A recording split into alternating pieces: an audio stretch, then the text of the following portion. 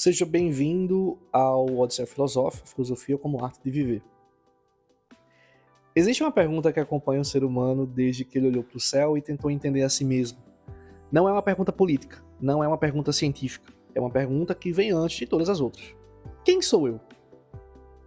E, ligado a essa pergunta, onde eu me encaixo nesse universo? Ao longo dos últimos 3 episódios dessa série sobre gênero, exploramos o gênero como identidade, como construção social, como disputa política e como problema epistemológico. Mas hoje vamos fazer um movimento diferente. Hoje vamos perguntar: o que acontece quando levamos essa questão para os lugares onde a humanidade sempre buscou suas respostas mais profundas? Para as religiões, para as espiritualidades, para os mitos, para o sagrado. A gente já falou um pouquinho dessa perspectiva no cristianismo. Hoje a gente vai estender para outras religiões. A gente falou cristianismo, budismo, hinduísmo, mas rapidamente hoje a gente vai aprofundar nesse tema. Porque se é uma coisa que esse episódio vai mostrar é que nenhuma cultura que existiu na face da Terra conseguiu ignorar o masculino e o feminino. Todas elas tiveram que encontrar uma resposta. Todas elas criaram símbolos. Todas elas sofreram com essa questão e todas elas, à sua maneira, deixaram rastros de algo que buscaram e raramente encontraram completamente.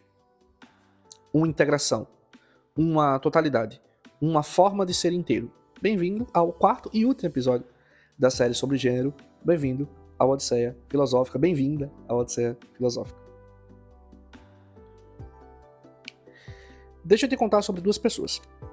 A primeira é uma mulher de 40 e poucos anos. Ela cresceu numa família religiosa, aprendeu desde pequena que existem coisas de mulher e coisas de homem, que seu lugar era o cuidado, a casa, a suavidade. Ela nunca conseguiu exatamente caber nessa caixinha, mas também nunca se sentiu totalmente confortável fora dessa caixinha. Então passou anos se sentindo pela metade, nem completamente dentro, nem completamente fora. O segundo é um homem de 35 anos, passou a vida inteira aprendendo que mostrar vulnerabilidade era fraqueza, que chorar era coisa de criança, que ser homem significava conter, segurar, aguentar.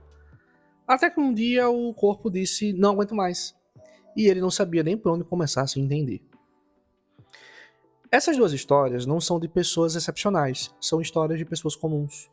Talvez você se reconheça em uma delas, talvez em parte das 2.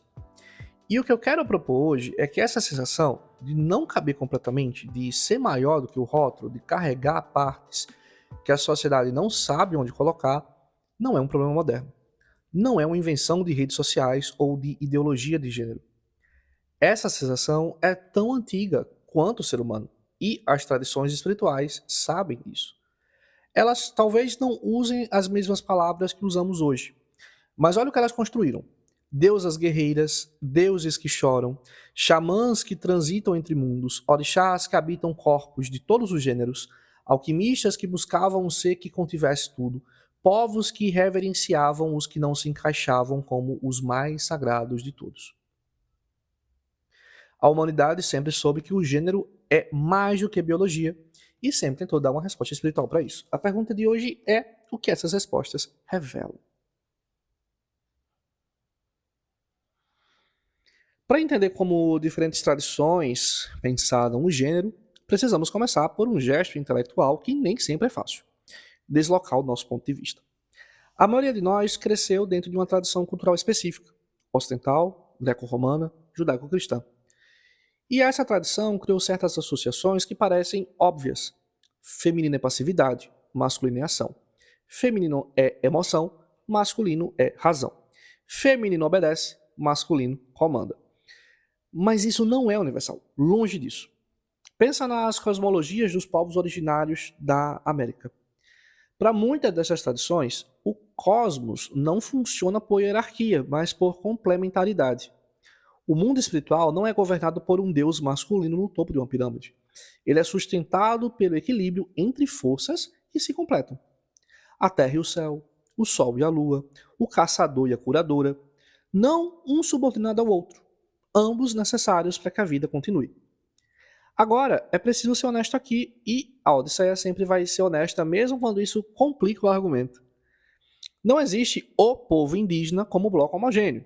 Existem centenas de etnias diferentes, com cosmologias diferentes, com relações de gênero diferentes. Algumas são relativamente igualitárias, outras têm hierarquias bastante claras. A colonização, de todo modo, transformou profundamente todas elas. O que os estudos antropológicos apontam, de forma consistente, é que a rigidez patriarcal que hoje associamos às sociedades indígenas, em muitos casos, não veio de dentro dessas sociedades, veio de fora. Foi importada com a cruz e a espada. Os jesuítas não chegaram ao Brasil com uma missão espiritual neutra. Chegaram com uma visão específica de corpo, de gênero, de família, de sexualidade. E destruíram sistematicamente o que não cabia nessa visão. O que sobreviveu? As velhas pajés, os corpos que hoje chamaríamos de não binários reverenciados como mediadores entre mundos, as lideranças espirituais femininas, sobreviveu apesar da colonização, não por conta da colonização. É como se alguém entrasse na sua casa, quebrasse metade dos móveis, redesenhasse a planta baixa, e depois alguém dissesse, olha como essa casa sempre foi assim. Não, a casa era diferente antes. E os fragmentos do que ela era podem ser encontrados por quem tem paciência e respeito para procurar. Dentro de muitas dessas cosmologias, existe uma figura que nos interessa particularmente, o xamã. O xamã, ou pajé, ou curador, ou mediador espiritual, dependendo da tradição, é alguém que transita entre mundos, entre o visível e o invisível, entre os vivos e os ancestrais, entre a aldeia e a floresta sagrada. E para transitar entre mundos, é preciso não estar preso a nenhum desses mundos, incluindo os mundos do masculino e do feminino. Em muitas tradições xamânicas, para incorporar o espírito de uma onça macho, o xamã precisa ser capaz de manifestar a energia daquele ser em seu próprio corpo, independentemente do gênero que ele tem na vida cotidiana. Para receber o ensinamento de uma divindade feminina, para cantar o canto que vem da floresta, para curar com as plantas que pedem negociação com entidades femininas, a rigidez de gênero seria um obstáculo e não um recurso. Há algo profundo nisso. A ideia de que quem transita entre mundos precisa ser capaz de encarnar múltiplas, entre aspas, frequências, não é exotismo. É, de certa forma, uma intuição muito antiga sobre o que significa uma consciência expandida.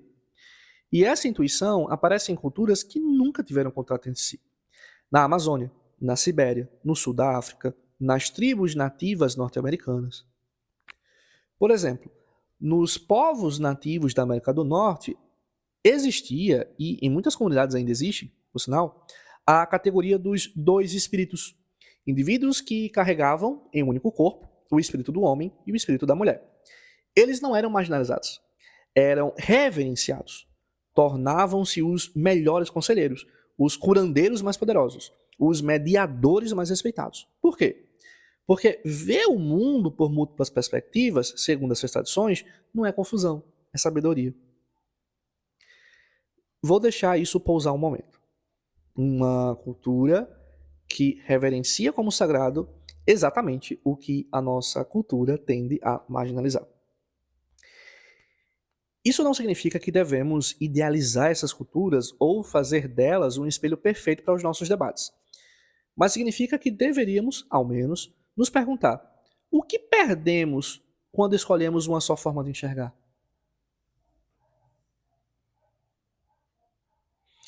Saindo das florestas e agora entrando nos terreiros. O candomblé e a umbanda são duas das tradições religiosas mais ricas e mais mal compreendidas do Brasil. E quando o assunto é gênero, elas oferecem algo que poucas outras religiões do mundo oferecem: uma teologia onde o poder espiritual não é determinado pelo sexo biológico. Nas religiões afro-brasileiras, o que define a autoridade espiritual de alguém é o axé. Axé é a força vital, a energia da ancestralidade e da iniciação. E o axé não tem gênero, o axé tem história, tem compromisso, tem tempo de caminhada. No século XIX e início do século XX, eram mulheres negras que estavam preservando a memória litúrgica africana no Brasil. As fundadoras do terreiro da Casa Branca, do Gantóis, do Axé ou Poafonjá, mulheres que gerenciavam não apenas rituais, mas redes de resistência, contra a perseguição policial, contra o apagamento cultural e contra o racismo estrutural. Em uma sociedade que negava às mulheres negras quase todos os espaços de poder, o terreiro reconhecia as mulheres como as maiores autoridades. Isso não é coincidência. É uma tradição que vem da África, onde a figura feminina ocupa posições centrais no cosmos espiritual. As religiões que aqui chegaram através da escravidão, atravessando todo o horror que esse transporte humano representou, trouxeram também essa herança de dignidade feminina. É preciso dizer isso com cuidado e com respeito. O terreiro sobreviveu como espaço de resistência, em parte porque guardou uma cosmologia que o Ocidente patriarcal não conseguiu destruir completamente. Mas tem algo ainda mais fascinante nas religiões afro-brasileiras quando o assunto é gênero, que é o que acontece no transe. Quando o orixá, entre aspas, desce, quando uma divindade ocupa o corpo de um iniciado durante o ritual, o gênero do corpo humano desaparece completamente. O que importa é a, entre aspas, energia da divindade. Um homem que recebe Oxum, orixá das águas doces, da beleza, orixá do amor, vai dançar com os movimentos de Oxum, vai ser tratado com os pronomes de Oxum, vai ser reverenciado como aquela força feminina encarnada. E isso é completamente normal. Não gera conflito, não gera estranhamento. Uma mulher que recebe Ogum, orixá guerreiro, ferreiro, protetor, vai evocar aquela força masculina da mesma forma. E a comunidade vai reconhecer Ogum, não vai enxergar primeiro o gênero daquela pessoa que está recebendo Ogum. O corpo é uma vestimenta, o orixá é a essência nesse caso. E a essência não cabe numa caixinha. É como um ator que interpreta personagens de gêneros diferentes. Só que aqui não é performance. É, na perspectiva daquela tradição, uma abertura real para receber uma força que vai além do eu cotidiano. O corpo torna-se canal e o canal não define a mensagem. Existem também divindades que desafiam um binário na própria mitologia. Logum Edé vive metade do ano no domínio de Erinlé, masculino, caça, rios, e metade no domínio de Oxum, feminino, águas doces, beleza. Oxumaré é tanto o arco-íris quanto a serpente. Transita constantemente entre polaridades. São divindades que acabam, de alguma forma, habitando essa fronteira. E os terreiros, historicamente, foram um dos espaços religiosos mais acolhedores no Brasil para pessoas LGBTQIAPN+. Numa época em que a homossexualidade era criminalizada e a transgeneridade era patologizada, o terreiro oferecia algo raro: dignidade. O direito de existir. O direito de ser reconhecido não pelo que a sociedade esperava de você, mas pelo axé que você cultivava. Agora vamos para o Ocidente, tá? Vamos voltar para o Ocidente, mas para um Ocidente que tenta recuperar o que o Ocidente oficial perdeu, se é que podemos dizer assim. O neopaganismo, tá? que vai incluir movimentos como o druidismo reconstruído, a Wicca, a bruxaria, de certa forma, em suas diversas formas, surgiu no século XX como uma resposta direta a séculos de monoteísmo patriarcal. E a maior revolução que ele propôs foi tão simples que choca: devolver a deusa ao altar. Pensa comigo, por quantos séculos o Ocidente cristão imaginou Deus exclusivamente como homem? Como pai, como rei, como juiz? E o que essa imagem fez com a autocompreensão das mulheres? Se o divino é masculino, o feminino está, na melhor das hipóteses, em posição subordinada. Na pior, inclusive, associado ao pecado. Lembra-se de Eva? O paganismo disse não. O cosmos precisa de ambos. O universo não é monocromático. É um diálogo de forças complementares.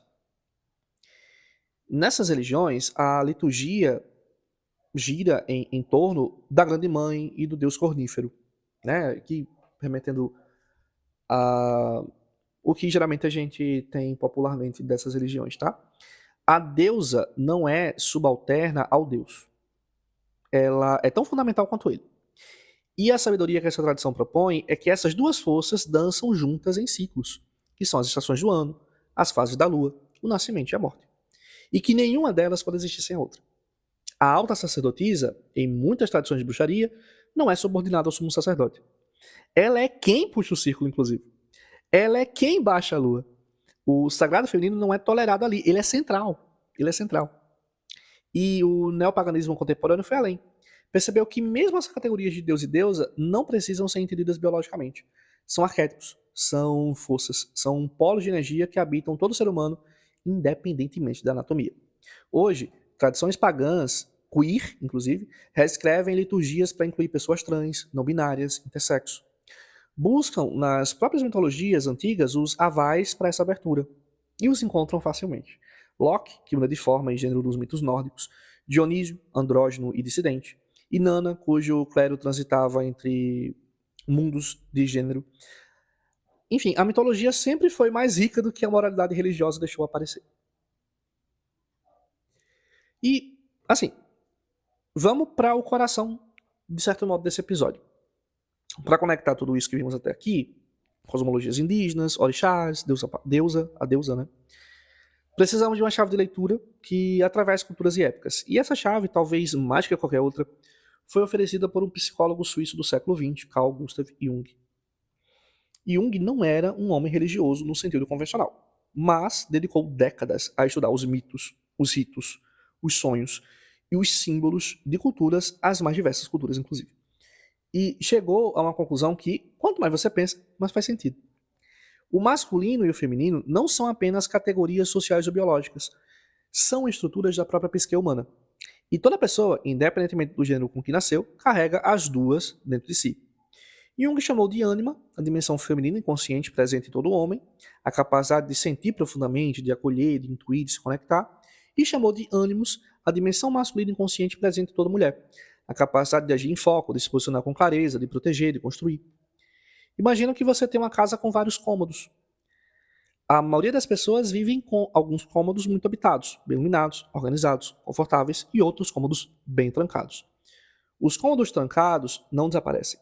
Eles ficam acumulando poeira e às vezes a bagunça de lá dentro começa a vazar por baixo da porta, inclusive. O processo que Jung chamou de individuação, que é, a grosso modo, o processo de tornar-se inteiro, exige abrir essas portas, iluminar o que está escondido, integrar o que foi reprimido. Para um homem que passou a vida toda suprimindo vulnerabilidade, introspecção e cuidado, integrar a ânima não é virar mulher. É recuperar a parte de si mesmo que a sociedade disse que ele não podia ter. É se tornar mais completo. Para uma mulher que passou décadas sendo ensinada a não ocupar espaço, a não ter posições, a nunca desagradar, integrar o ânimos, não seria ser masculina, aqui nesse caso. É recuperar a autoridade interna que ela nunca deveria ter perdido, inclusive. Veja como esse esquema ilumina tanto o que vimos nas tradições espirituais, o xamã que transita entre polaridades, o iniciado do candomblé, que recebe o orixá no gênero oposto, a deusa pagã, que é guerreira e mãe ao mesmo tempo, os dois espíritos que carregam as duas energias. Mas, ainda assim, lembrem-se que não são tradições que confundiram o gênero, né? Não são essas tradições que confundiram o gênero. São tradições que descobriram, cada um a seu modo, que a completude exige integração entre polaridades. Se Jung trouxe a linguagem psicológica para esse processo, a tradição alquímica trouxe a linguagem simbólica para esse processo. E o próprio Jung bebeu da tradição alquímica nesse sentido. A alquimia, que na visão popular é associada à tentativa de transformar chumbo em ouro, era, na sua dimensão mais profunda, uma metáfora para a transformação interior do ser humano. E, no centro da simbologia alquímica, existe um conceito que atravessou séculos: o casamento alquímico. A conjunctio oppositorum, a conjunção dos opostos. Os textos alquímicos medievais descrevem o processo com imagens que hoje nos parecem estranhas. Um rei e uma rainha que se despem de suas coroas, descem juntos a uma câmara subterrânea, morrem abraçados e ressuscitam como um único ser. Nas gravuras dessas obras, esse ser ressuscitado, o chamado rebis, é representado com duas cabeças e um único corpo, uma masculina e uma feminina. O que essa imagem diz? Diz que a completude não é a escolha de um polo. Não é ser só racional ou só emocional, só ativo ou só receptivo, só sol ou só lua. A completude é a integração de ambos. É o casamento das polaridades dentro da própria psique. Não por acaso, Jung leu os textos alquímicos e disse: esses homens medievais não estavam descrevendo processos químicos, estavam descrevendo processos psicológicos, em linguagem simbólica. O ouro que o alquimista buscava era a consciência integrada. A pedra filosofal era o self, o si mesmo completo, que contém e transcende todas as oposições.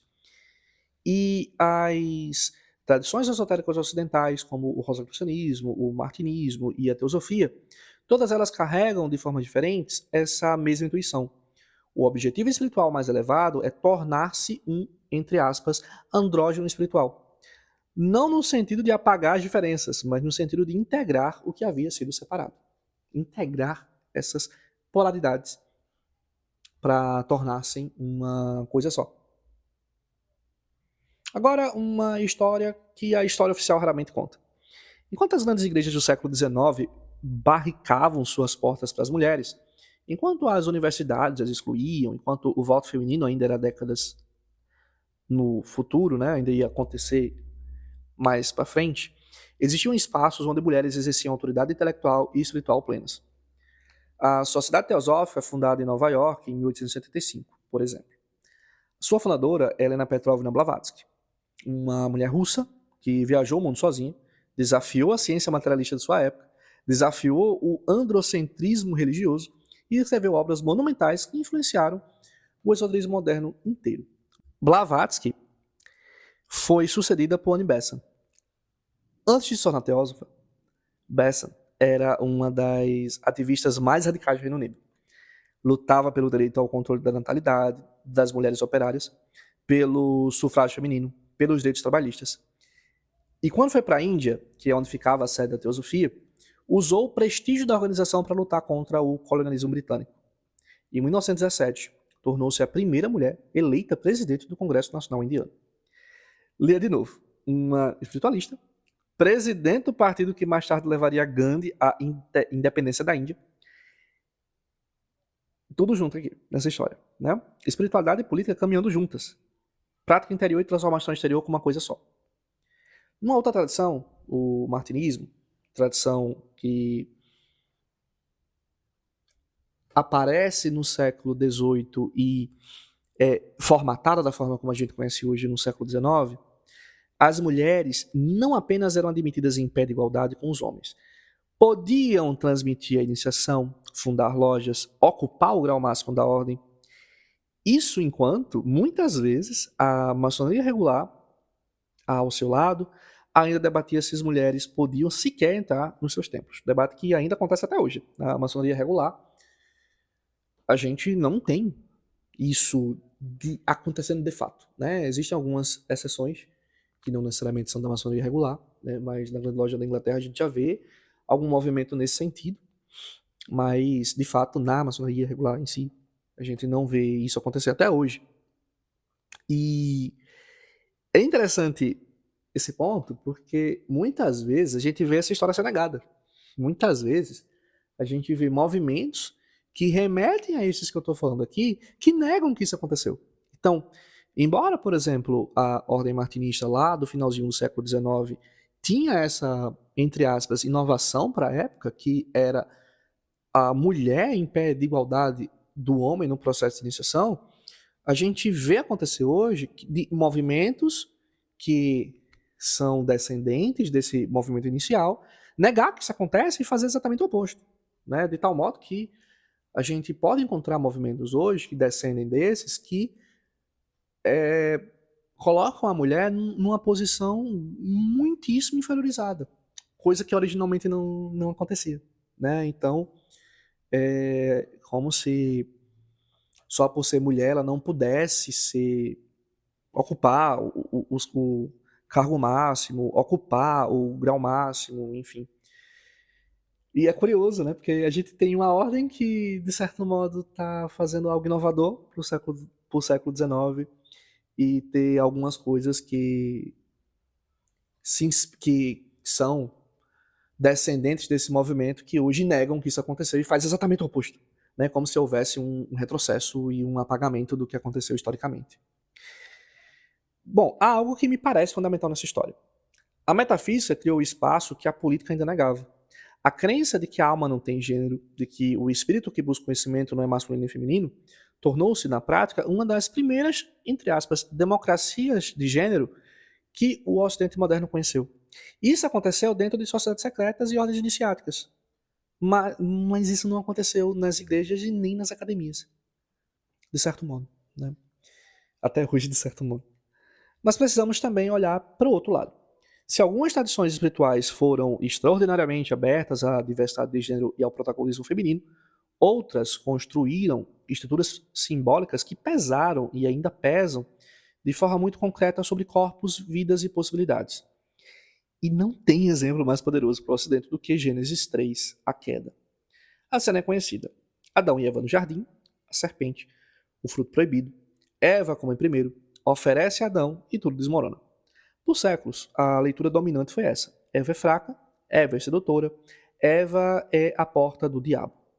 Tertuliano, teólogo do século II, escreveu a mulheres reais palavras que ainda doem. Tu és a porta do diabo. Tu convenceste aquele a quem o diabo não foi forte o suficiente para atacar de frente.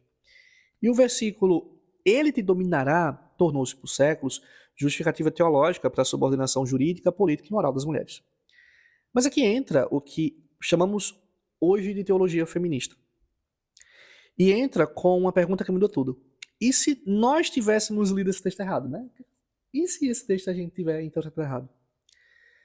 Teólogas como Phyllis Trible voltaram ao hebraico original e descobriram coisas que a tradução patriarcal apagou. Adã, em hebraico, não significa homem exatamente. Significa ser feito de terra. Um ser neutro e indiferenciado. Pode ser referenciar, inclusive, todos nós, no modo geral. O gênero só aparece quando Deus divide esse ser em dois. Ish e Isha, né? Masculino e feminino ao mesmo tempo. Em outras palavras, a igualdade está na origem. A hierarquia, o ele te dominará, não é projeto de Deus. É a descrição do que o pecado produziu. É a tragédia e não o mandamento divino. E Adão? Adão não é vítima. O texto hebraico diz que ele estava lá o tempo todo. E deu também a seu marido, que estava com ela. Ele come deliberadamente em silêncio. E depois culpa a mulher. E depois culpa Deus. A mulher que tu me deste. Né? Isso é uma covardia, de certo modo, né? Não ingenuidade masculina. A releitura psicológica vai ainda mais longe. Para Jung e para a psicologia profunda, a queda não é uma catástrofe moral. É um mito sobre o nascimento da consciência. O Éden é o estado de fusão originária. A inconsciência feliz, sem separação. Comer o fruto é ganhar o peso da autoconsciência. É sair do útero cósmico e entrar na história. É o preço da liberdade. E quem dá o passo? A figura feminina. Quem aceita o risco da dor, do exílio, da morte em troca da maturidade? Foi Eva. Dependendo de quem lê, o mesmo texto narra a maior culpa da história humana ou o maior ato de coragem da história humana. O texto não mudou. O que mudou foi quem tem o poder de interpretá-lo. Saindo do terreno do mito e entrando no terreno da ciência, mas de uma ciência que nunca esteve tão conectada às grandes perguntas da existência, inclusive, temos aqui a psicologia e sua relação com o gênero. Essa relação tem uma história paradoxal. Por muito tempo, a psicologia foi usada para patologizar o que fugia da norma. A homossexualidade era doença, a transgeneridade era psicose, o feminismo era histeria. E hoje, a psicologia contemporânea, pelo menos a psicologia de fato séria, né, comprometida com o cuidado humano, opera numa direção completamente diferente. Ela não pergunta o que está errado nessa pessoa. Ela pergunta o que nesse contexto está adoecendo essa pessoa. Essa inversão é uma revolução silenciosa, porque ela desloca a culpa do indivíduo para as estruturas. Ela diz: o sofrimento não é defeito de quem sofre. É o sinal de que algo no ambiente, na família, na escola, na cultura, na religião, está funcionando como uma prensa sobre uma alma que quer se expandir. A primeira grande contribuição da psicologia moderna para essa discussão foi simples, mas poderosa. Separar três coisas que a sociedade confundia e ainda confunde. O sexo biológico são os atributos anatômicos e cromossomos com que nascemos. A identidade de gênero é como a pessoa se reconhece internamente, como ela se enxerga. Isso acontece na psique, nos cromossomos. E orientação sexual é por quem a pessoa sente atração, por quem o desejo se dirige. Então, sexo biológico, identidade de gênero e orientação sexual são três coisas distintas que operam em canais independentes. Confundi-las gera sofrimento na clínica, na família, na política e nas religiões. É como confundir a cor de uma maçã. o sabor que ela tem e como ela foi cultivada, né? Você confundir as três coisas ao mesmo tempo. São dimensões relacionadas, né? Mas são dimensões separadas. Você pode ter uma maçã vermelha com sabor azedo cultivada organicamente. Cada dimensão tem sua própria história. A psicologia contemporânea também explica o sofrimento das pessoas LGBTQIAPN+, por um conceito central, o estresse de minoria. O sofrimento psíquico, como a ansiedade, a depressão e o isolamento, não vem da identidade em si. Vem de viver em um ambiente que rejeita, que pune, que invisibiliza e violenta essa identidade. É como perguntar por que uma árvore cresce torta. Não é a semente da árvore que está errada. É que cresceu pressionada por uma parede que a fez crescer assim. Isso tem implicações enormes para as famílias, para as religiões, para a educação. A pesquisa é clara, o maior preditor de saúde mental para jovens que divergem das normas de gênero é o acolhimento familiar. Pais que acolhem reduzem dramaticamente as taxas de depressão e ideação suicida dos seus filhos. Não precisam entender tudo, não precisam concordar com tudo, precisam amar mais do que julgam. Chegamos a um momento onde precisamos sentar com essas tensões que a gente trabalhou aqui. Porque esse tema tem tensões reais e a gente não vai fingir que esse tema não tem tensões. As religiões são, ao mesmo tempo, guardiãs de sabedorias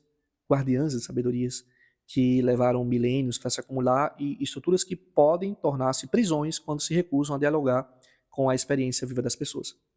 A questão não é, as religiões devem mudar ou permanecer? Isso é uma falsa escolha. A história mostra que todas as tradições religiosas já mudaram enormemente ao longo do tempo. O que não muda é a ilusão de que sempre foram como são agora. Não adianta a gente estar achando que, da forma como a gente está vendo a religião hoje, ela sempre foi assim, porque não foi. Pode até se piorar, né? Pode até piorar em algumas situações. A pergunta mais honesta é: o que é a essência e o que é acidente histórico de uma tradição espiritual? O que é o núcleo vivo de uma tradição e o que é apenas o modo como ela foi interpretada em determinado contexto cultural? Isso não é relativismo, é hermenêutica. É a arte de ler textos e tradições com honestidade intelectual. Eu falo isso também porque existem, sim, interpretações tradicionais que valorizam a dignidade do homem e mulher ao mesmo tempo. Né?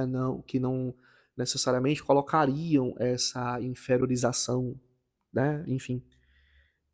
A gente trouxe aqui as interpretações mais usuais, mais comuns, tá? Mas poderíamos fazer esse movimento de aprofundar e tudo mais, mas não daria pra gente fazer isso num episódio só, claro. Tá? Então, é preciso também a gente separar o joio do trigo, né? Não jogar a criança junto com a água do banho. Muitas vezes não é que aquela religião, o núcleo tradicional daquela religião, né, o núcleo dos seus ensinamentos, prega que há uma inferiorização e que se você tirar isso, a religião acaba. Muitas vezes não é. Isso mais aconteceu por conta da interpretação com que aquilo foi tido do que como ela realmente se expressa. Ou a gente até pode até entender, né, que ela nasceu assim por conta de condições históricas, culturais, sociais, enfim, e que isso pode ser mudado porque isso não altera o núcleo daquela tradição. A segunda tensão é o essencialismo disfarçado.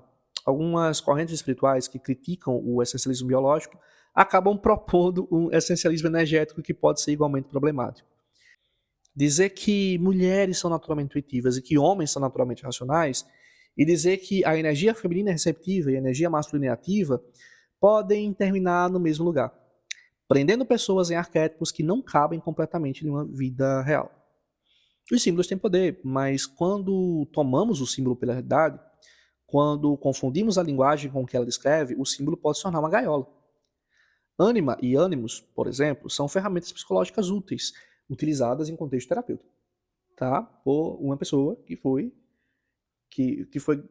formada, que foi especializada naquela técnica, vamos colocar assim, né?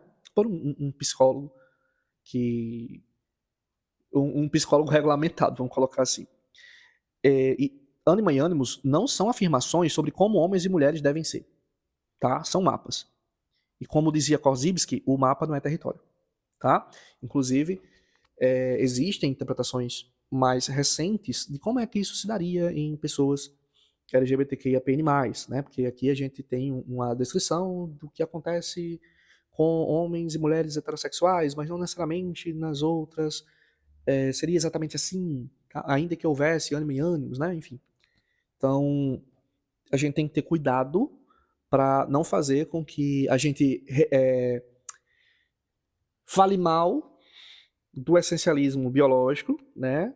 Das diferenças biológicas entre homens e mulheres justificarem relações de estrutura e de poder, vamos colocar assim, e ao mesmo tempo, falando de questões espirituais, a gente utilizar tecnologias que fazem a mesma coisa. Na prática fazem a mesma coisa. E justificam a mesma coisa. Né? Enfim. E uma terceira tensão é o sagrado como libertação e como opressão. O mesmo sagrado que libertou milhares de mulheres em terreiros de candomblé oprimiu outras mulheres em estruturas religiosas que as excluíam da palavra, do poder e da teologia. O mesmo imaginário espiritual que deu dignidade a pessoas LGBTQIAPN+, em algumas tradições, as condenou ao inferno. Né? Isso não significa que a espiritualidade seja neutra. Significa que ela é humana. E o humano tem essa capacidade assombrosa de usar as mesmas palavras, amor, sagrado, verdade, para abrir portas e para fechar essas portas. A questão que fica, qual espiritualidade estamos construindo? Que tipo de sagrado queremos cultivar? Né? Qual a tua relação com o sagrado, caso você tenha uma religiosidade? Tá? Aqui, a gente geralmente traz uma abordagem filosófica sobre as religiões. A gente não vai discutir aqui pretextos teológicos sobre as religiões. Tá? A gente pega a gente, quando traz esse tema para cá, a gente utiliza isso para pensar filosoficamente sobre. Tá? E não para entrar no mérito de o que é que aquela religião, aquela tradição espiritual aprofundadamente diz, enfim. A gente traz para complementar a discussão sobre gênero que estamos trazendo aqui. Né? E, novamente, eu friso que eu trouxe aquilo que mais comumente se entende, né? Que mais geralmente a gente vê quando esses temas são evocados em debates filosóficos sobre gênero, tá? Porque se a gente for de fato abrir o campo em cada religião, aí já seria uma coisa mais específica e talvez a gente fugisse da filosofia propriamente dita, né? E no que concerne a psicologia da religião, fica aqui a questão, né? Qual é como é a tua experiência com a sua religião, caso você tenha uma? A tua religião te torna uma pessoa mais feliz, né? Te dá ferramentas para ser uma pessoa melhor, né? Ela é saudável para você? Ou a religião na qual você está, ela te aprisiona, ela te condena, você tem uma relação não tão saudável com ela, né? A gente tem a ideia do coping espiritual, né? E existem sim experiências positivas no que concerne as religiões, mas podem existir também as experiências negativas, tá? E aí cabe a cada um fazer a análise de onde se encontra, né? E não, como eu estou falando, não vamos jogar a criança junto com a água do banho. Existem sim, infelizmente, experiências negativas nesse conceito, nesse contexto. Mas isso não significa dizer que todas as experiências, numa mesma tradição, vão ser exatamente da mesma forma. Da mesma forma lá que eu falei, por exemplo, da tradição martinista, onde ela foi bem inovadora, infelizmente, a gente encontra coisas hoje que são totalmente diferentes a como ela foi formatada lá no século XIX, né? Mas isso não significa dizer que todas hoje são assim. Obviamente vão existir organizações que continuam com aquele espírito de fraternidade e igualdade que havia lá no início. Bom, então, só para reforçar mais uma vez, fica aqui o aviso que sempre que a gente traz o tema de religião, espiritualidade aqui para o nosso podcast, a gente está abordando de um modo filosófico, psicológico, de um modo científico, né? Não vamos ingressar nessa seara de debates espirituais fora dessa ótica da filosofia e da psicologia, das ciências de religião de modo geral, tá? Tem ótimos podcasts especializados nisso, inclusive. Então a gente traz essa discussão aqui para complementar a discussão que estamos fazendo, porque essa dimensão ela também precisa ser olhado e também traz informações importantes, muito importantes por sinal, para as discussões que a gente traz para cá, tá?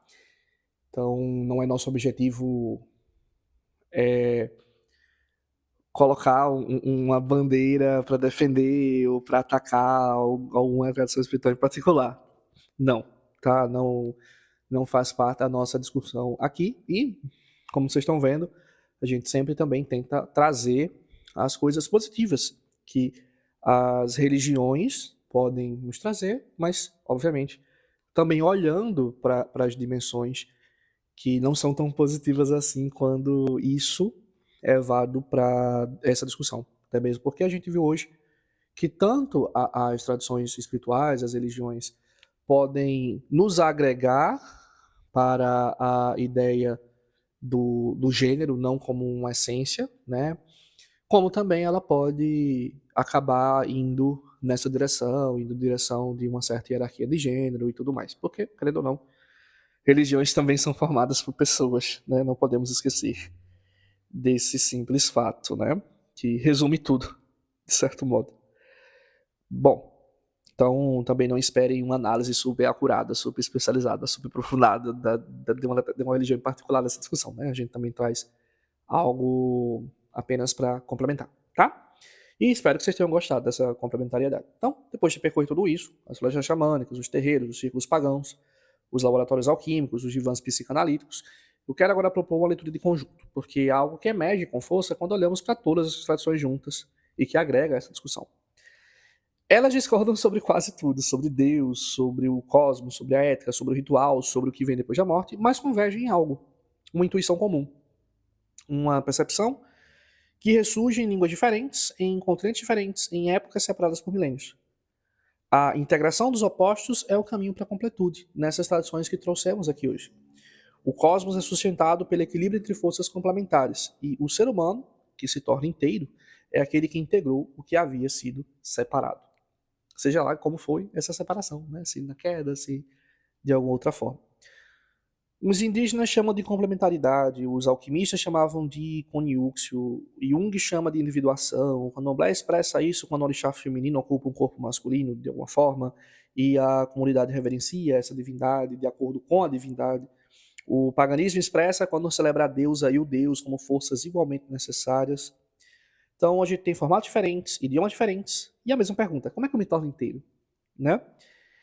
E é como quando você ouve a mesma melodia tocada por instrumentos completamente diferentes. Um violino, uma flauta, um alaúde, um tambor.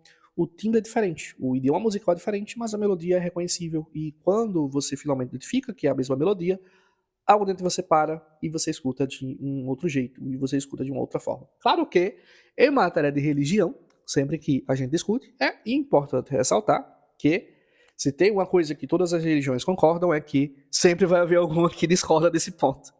Tá? Então, claro que vão existir tradições, né, e que podem pensar de alguma outra forma, tá? Mas vamos aqui para esse recorte que mais tem relação com a nossa cultura, né, com a nossa sociedade, com o nosso pensamento, e todas elas a gente está vendo aqui esse recorte que mostra que sim, as religiões também falam da complementaridade, que não necessariamente religiões falam de uma hierarquia de gênero perpetuando estruturas de poder. Religiões podem falar exatamente o oposto disso e podem pensar exatamente de modo, nos fazer pensar exatamente de modo a verificar como essa hierarquização do gênero, né, essa discussão de gênero, ela acaba sendo muitas vezes mais sobre relação de poder do que de fato de algo biológico propriamente dito. Bom, chegamos ao fim dessa série e ao fim desse episódio. Percorremos um longo caminho. Começamos perguntando o que é gênero, investigamos como ele é construído socialmente, como veio a campo de disputa política, como se articula com o poder e com o conhecimento, e hoje vimos como as tradições espirituais de todo mundo tentaram dar uma resposta, cada um à sua maneira, com seus símbolos e seus silêncios, a essa pergunta. E o que fica? Para mim, o que fica é que o debate sobre gênero é, na sua camada mais profunda, um debate sobre o que significa ser humano. Não apenas sobre quem usa qual banheiro ou sobre quem usa qual pronome, não apenas sobre polidentidade ou biologia cromossômica. Essas questões importam, mas, por baixo delas, como a fundação que sustenta o edifício, existe uma questão mais antiga. O ser humano suporta ser apenas uma coisa? O ser humano cabe em uma caixa? A vida humana é suficientemente rica para ser explicada por um binário? A resposta das tradições que estudamos hoje foi, unanimemente, não. O ser humano é sempre maior do que qualquer definição. A alma transborda qualquer recipiente e a maturidade, seja psicológica, espiritual ou filosófica, consiste em aprender a habitar essa complexidade sem ansiedade. A complexidade humana transborda qualquer recipiente. Existe uma frase do poeta Hilke que acho que resume muito do que falamos hoje. Ele diz em uma carta: seja paciente com tudo o que não está resolvido em seu coração e procure amar as próprias perguntas como se fossem quartos fechados. Quartos fechados. Lembra da analogia da casa? Das partes de nós que ficamos trancando porque a sociedade disse que não podíamos habitá-las? Talvez o trabalho mais importante que cada um de nós pode fazer não seja ter respostas definitivas sobre o que é masculino ou feminino, sobre qual tradição está certa ou sobre onde esse debate vai chegar. Talvez o trabalho seja ir abrindo os quartos, e iluminando o que estava escuro, e recuperando o que foi abandonado, o que foi envergonhado, o que foi exilado de nós mesmos pela pressão do mundo. Porque o que tudo isso que a gente viu por aqui falou, seja a psicologia, a filosofia, a sociologia, a antropologia, as tradições espirituais, né? E que, obviamente, a psicologia está corroborando, é que ninguém se torna inteiro de uma vez. É um processo lento, às vezes doloroso, sempre mais rico do que imaginávamos que seria. É uma odisseia. Uma viagem sem linha de chegada, mas com descobertas a cada estação. E é isso que a Odisseia Filosófica tenta fazer: acompanhar essa jornada, oferecer mapas, acender lanternas e confiar que cada pessoa que ouve tem capacidade de fazer sua própria travessia. Obrigado por ter chegado aqui, obrigado por ter percorrido essa série conosco. A pergunta que fica para você, não como exercício acadêmico, mas como um convite genuíno: que quarto você ainda não abriu? Que parte de você está esperando ser reconhecida? Que integração você ainda está adiando? Isso é tudo por hoje. Até o nosso próximo encontro. Tchau, tchau.